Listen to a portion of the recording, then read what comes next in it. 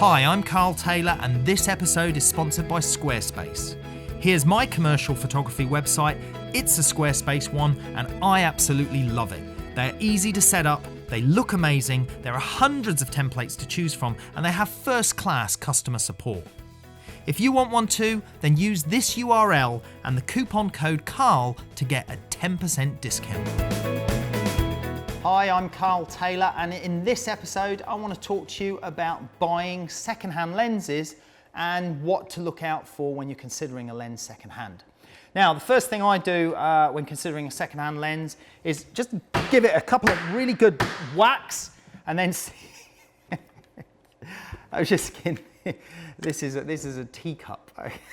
This is a teacup that's made to look like a lens. I guess I'm lucky I didn't pick that one up instead. Okay, right, let's get serious. First things, it's rolling across the floor now. First things to look out for.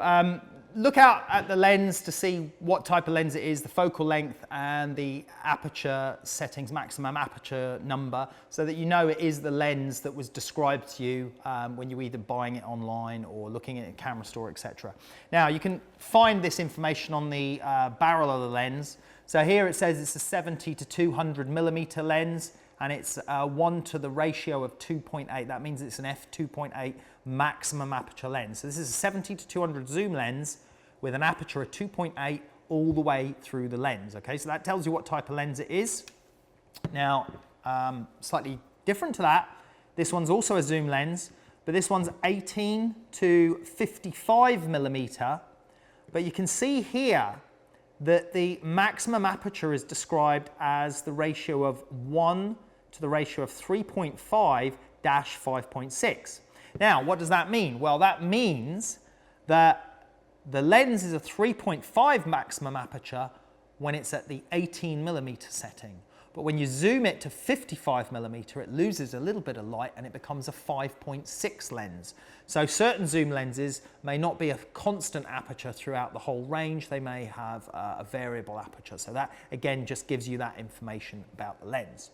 So that tells you about the lens and the lens type, but what about the condition of the lens? Well, some of the most obvious things to look out for are just the condition, the general appearance of the lens. So take a look at the lens casing, the lens body, check it for scratches, check it for dents, make sure that it looks fairly clean. If it's got lots of scratches and dents all over it, then it's been well used, probably mishandled, taken a few knocks that could have caused all sorts of problems internally on the lens that may cost a bit of money to fix. So that's the first obvious thing to look out for. Another thing that I do is actually just give the lens a shake and just listen. Can you hear any sort of rattling or loose screws? You might hear a couple of little rattles from just the focus ring, etc., which I can hear when I do that. But if you hold those and then you shake the lens, can you hear anything that sounds a little bit worrisome? Can't hear anything on that one, so that's all good. But that can be a good little trick as well, is just to do that. Now, the best thing for checking the elements in the lens, the glass in the lens, is to use a torch, okay?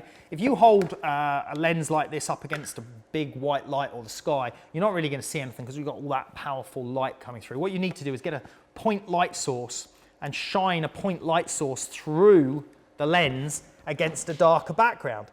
And that will start to reveal all of the dust and any problems inside the lens that you might find. Now, a lot of this dust you can see here is just dust on the surface, which we can give that a clean. So it's a good idea to clean the front of the lens and the back of the lens first, and then shine the torch through to check whether you've got any problems internally. Now, the torch is also a great way for revealing if you've got any problems with mold.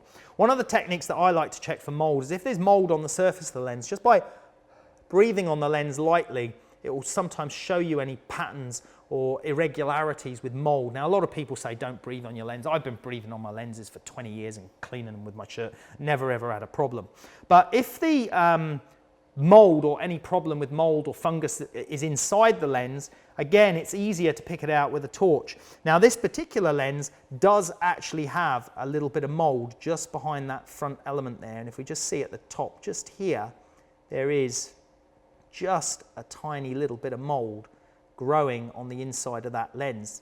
Now, that is caused from when the lenses get damp or they're kept in poor storage conditions, and then once that mold has etched itself into the lens, then you've got problems, because that has to be disassembled at the repair center or the factory to polish that out, clean that out, or replace the elements. So you really don't want to purchase a lens that you've got mold all over it.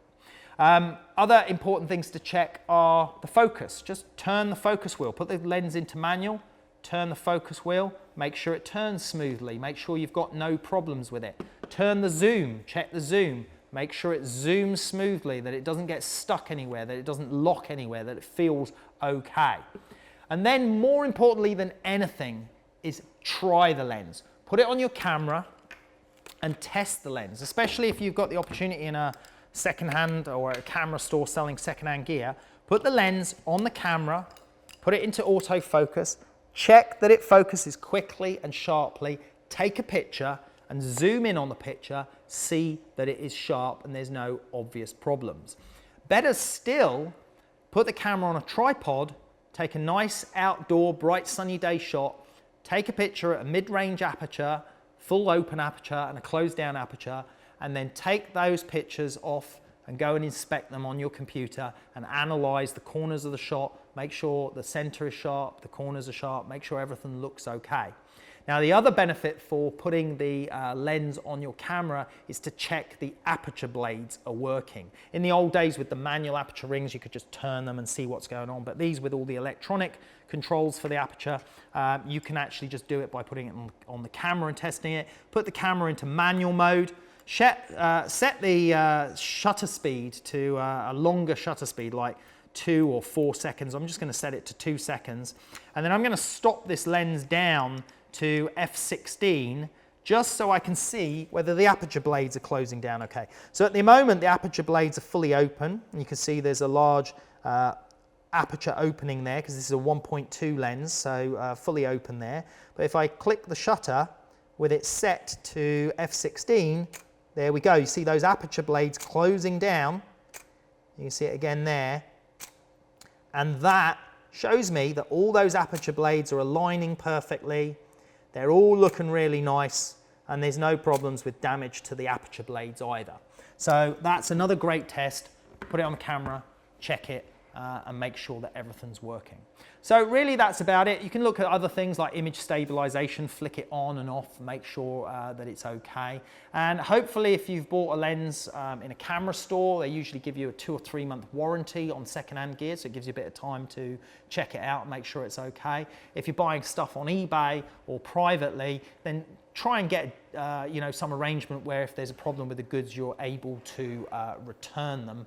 And another useful thing is if you're buying these goods secondhand on the internet, is to maybe video yourself unpacking the box just to check that the condition that it arrives when it arrives at your home.